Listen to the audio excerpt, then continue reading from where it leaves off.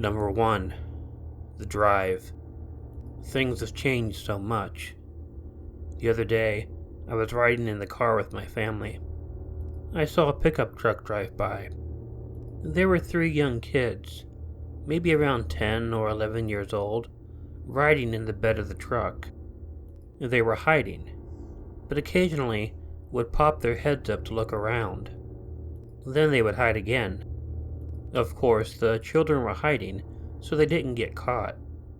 I don't know if the police would pull the guy over, since we live in a rural area. I'm sure the cops probably rode in the beds of a few trucks in their youth. However, it is illegal to do that now. When I grew up, I don't think anyone even really thought about it. I am a born and bred country boy. For us, riding in the bed of a truck was normal. If we were going to head over to Grandma's house, that would be the way to do it. I remember we would get bottled root beer and pretend it was real beer. It was fun. But riding in the back of a truck wasn't the only thing that was normal back then. Keeping a 6-pack by your side and an open can of beer between your legs was quite common. Hell, I didn't even know how dangerous it was to drink and drive, because other than my mom and my grandma, every driver I knew did it. I should add, though, that I'm not saying it is either a good or normal thing to do. Drinking and driving is extremely stupid.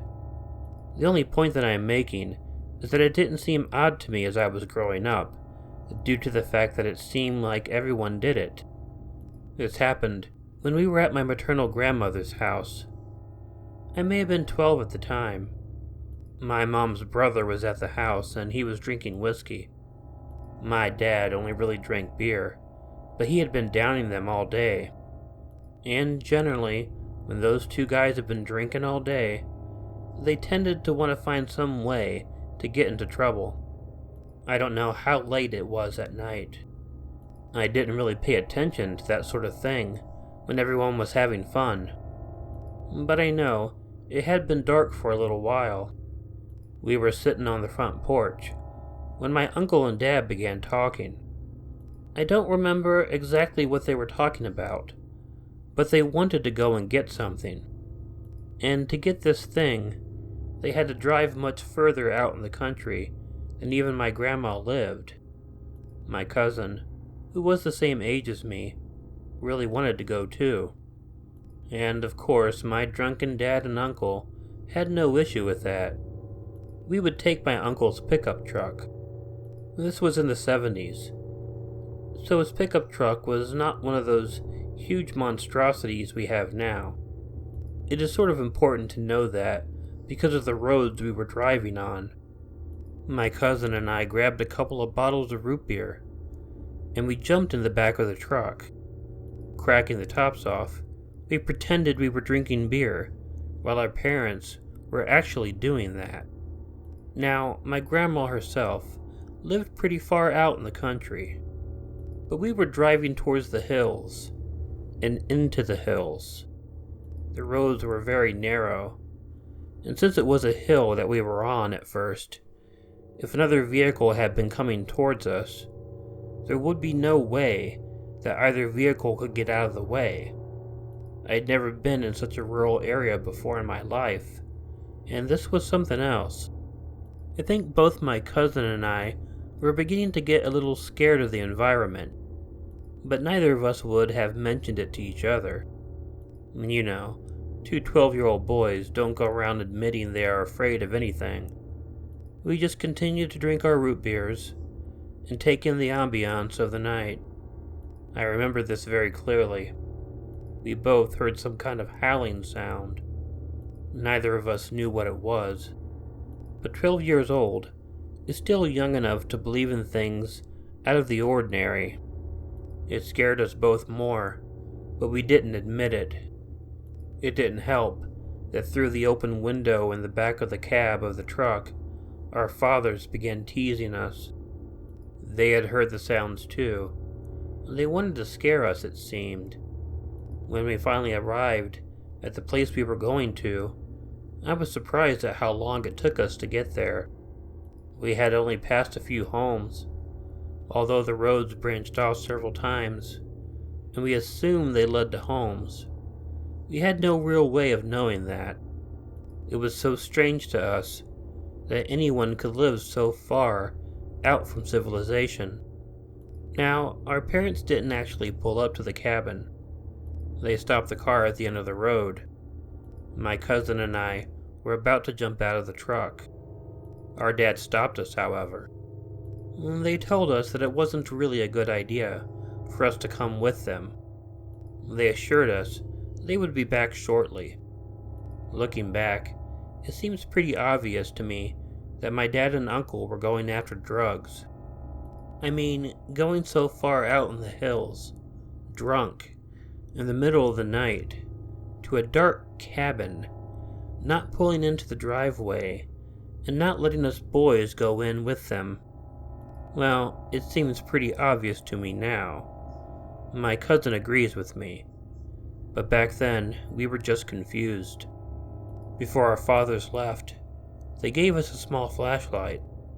They, of course, turned the truck off, and it was dark as hell out there.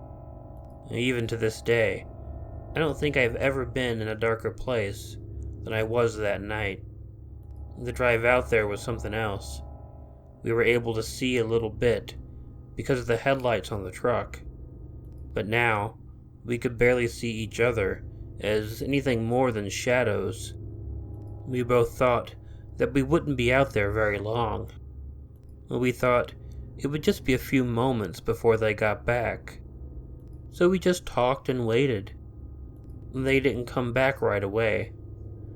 So my cousin and I just kept expecting them at any moment. We had no idea how much time was passing. At one moment, I wanted to take a look around, so I grabbed the flashlight. It wasn't anything special, just a cheap plastic one that you might buy for a few dollars. And I took it and was shining it around. I wanted to get a good look around, but as I did, all I saw was a lot of trees and a lot of dirt, and that was it. "What was that?" my cousin asked, as I was shining the flashlight around in the woods. "What was what?" I responded. "I saw a person out there in the woods," he told me. "Shine it back in that direction." "You're not going to scare me," I informed him. However, I did shine the light back where he asked me to.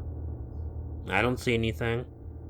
"Well, here, let me have it for a moment," my cousin said, taking the flashlight from me. He took it and shined it back in the area that he meant, but no matter where he moved the light to, neither of us saw any person out there.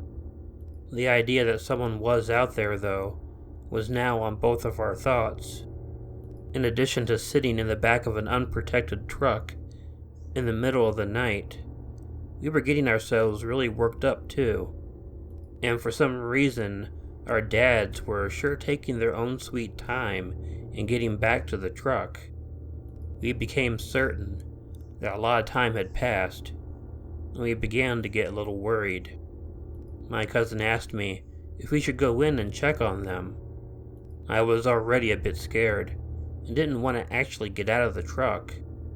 I mean, technically, we were already outside, but I would feel much more exposed or in danger. I couldn't bring myself to do that. And then, as we continued to wait, I heard something. I went and I flashed the flashlight towards the front of the truck, but I didn't see anything. I don't know again how much longer the two of us were in that truck, thinking that we were hearing or seeing things, but I can tell you that in waiting for our fathers to get back, the two of us grew gradually and gradually more terrified. We heard a sound that neither of us could really identify. I quickly shined the light back towards the sound, which was at the front of the truck, and there we saw someone. At least we thought it was a person. It was a scrawny, emaciated-looking person, and it was peeking up at us from the front of the truck. I don't know who saw it first. I do know that my cousin jumped out of the truck before I did, though. I was only slightly behind him, however. I had the flashlight, but it didn't matter. Neither of us looked back as we hightailed it to the cabin that our parents had gone to.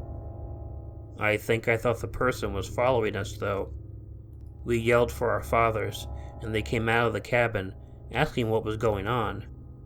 But before we could answer, we all heard a loud, shattering sound pierce through the night. It was quickly followed by another. Both dads and a fat bearded man that we assumed lived there immediately went out the door. The fat man grabbed a shotgun that was sitting right on the inside of the door. They told us to stay as they ran out towards the shattering noises. And then, my cousin and I were alone again. We stayed inside the door frame of the cabin, waiting to see what would happen. And after a while, we heard a shotgun blast, which was followed by a second. There was some shooting, and then it was quiet. We waited for the three men to return. Eventually, just the fat man and my uncle came back. My father had remained at the truck. He thanked the fat man and collected us, taking us back to the truck. When we got to the truck, the windshield had been shattered. The driver's side window had been too. My dad was busy getting the glass out of it. My cousin and I kept asking what was going on, but they wouldn't tell us. All they would tell us is that they took care of it. They hurried us into the back of the truck and turned around, taking us home. If you've ever driven down dirt roads on a hill, and I mean way out in the middle of nowhere and in the middle of the night, you would know that you don't drive too fast. I still had the flashlight, and I kept looking in the trees. I wanted to see if whoever that was I had seen was still out there, somewhere. But although my mind may have told me I noticed something, I don't think I did. Not seeing anything was not comforting, however. We had seen someone that night, and whomever it was, they had bad intentions. But at that point, our parents did not tell us anything about what had happened that night. My cousin and I only found out about it years later. We had seen a hermit. The fat man did make drugs, and was quite known for it. The hermit had stolen from him several times, and the two were on very bad terms. So when he saw the truck out there, he was pissed off that the fat man was getting customers. So he took his rage out on the truck. He may have taken it out on the two of us if we hadn't run off.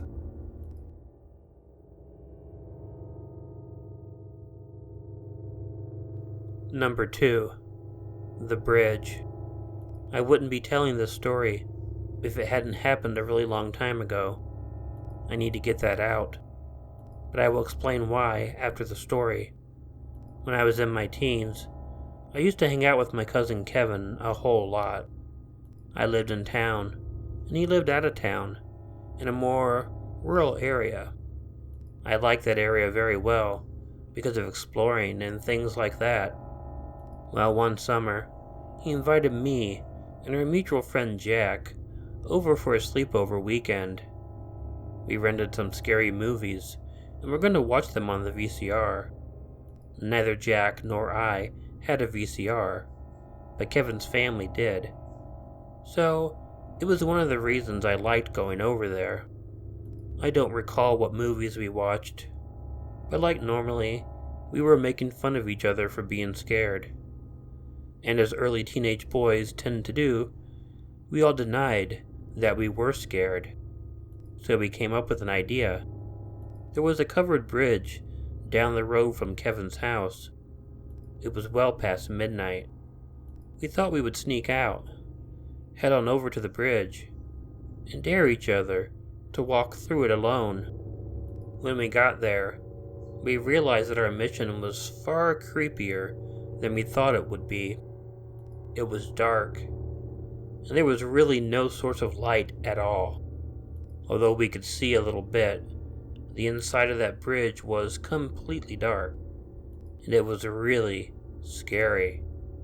We gave each other a hard time about crossing the bridge. I think that at this point, each of us hoped the other two would back out of the dare. That way we could all skip it and save face. But unfortunately, Jack decided to do it. Kevin and I were on pins and needles as Jack slowly went walking into the bridge. In moments, he was completely out of our sight. Kevin and I waited, and we waited, and it was so quiet. We didn't see Jack, but we could hear creaking noises, so we knew he was walking. Suddenly, Jack began screaming for help. Kevin and I jumped out of our skin. I guess under the surface, we knew that Jack was just trying to scare us, but it still scared us. And despite the fact that he was screaming for help, the two of us turned and booked down the road away from the bridge. We stopped then and waited for Jack to come back to us. We just knew he would have a huge grin on his face, knowing he had been the only one brave enough to go across the bridge, and also knowing he scared the two of us into running. But Jack didn't come. We waited, and he didn't come. After a while, Kevin and I went back to the bridge. We had brought a small flashlight. We hadn't used it before because the dare wouldn't be scary if it had been lit. We shined the flashlight into the bridge. We saw what looked like Jack lying over halfway through the bridge. Upon getting closer to him, we noticed his clothes were ripped up, and he was bleeding. He was also in a ball, crying his eyes out. And there was no doubt about it then, Jack's screams were real. We helped him up and tried to get him to talk while we got him home. Well, he was so distraught. He told us that something had grabbed his ankle while he was walking and tripped him. It then was hurting him as he lay on the ground, screaming for help. He wasn't sure why it stopped, but it did, and then it was gone. He was too freaked out to get up and leave until we got there. We don't know who it was to this day. I think it was a who. Both Kevin and Jack still believe it was a cryptid or something. I don't buy that sort of thing myself. I think it was some crazy homeless person, or a drunk or something. Maybe some crazy person laying in wait for someone specific crossing the bridge. Oh, who knew? Jack didn't know. It had been too dark to see anything. Number 3. Chickens. I lived in a lot of different places when I was growing up. The only thing that they had in common was that they were all very poor places, and usually always out in the country. I don't know if this is still the case now, but back then it always seemed like the cheapest place to get a place to live. However, we always moved from place to place very often, and it was really hard to feel like we had a place to really call home. We once got to rent this really big house. I'll always remember it because it was so big, but also kind of a crappy house too. It was on the top of a small hill. There were a few homes at the bottom of the hill, but it was a really small hill. You could see and talk to people at the bottom of it quite easily. And there was a shed on the property. My sister was really young, and at the time she really liked chickens. Up the country road a bit was a really old man who lived in a tiny shack. He had a chicken coop and some chickens. So for $2 he sold us a chicken to keep in our shed. We had the chicken for about 2 months, and I thought it might be nice to buy a rooster. I guess that was just me, being mildly jealous that my sister had a chicken and I wanted something too. So we were given another $2, and 12-year-old me and my 7-year-old sister set down the road to his house. I hadn't been with her the first time when she got the chicken, so I didn't know what to expect. But yeah, it really looked like the guy lived in a small, one-room shack, and there was a chicken coop. But as we got closer to the chicken coop, we noticed that something was wrong. When we got up to it, I realized why. There were dead and bloody chickens everywhere. I mean, I had to assume that the mass of blood and flesh and feathers was previously chickens. There was nothing there that actually looked like a chicken anymore. We didn't go all the way up to the house at that point. I thought about going up to the house and checking to see if the old man was all right, but I thought I needed to get my sister back over to our house and send my father over. I was able to get her away, but unfortunately, she had seen what I had seen and was crying.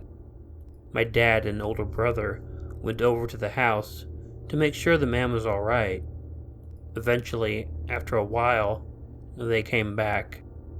It was my older brother who eventually told me what had happened.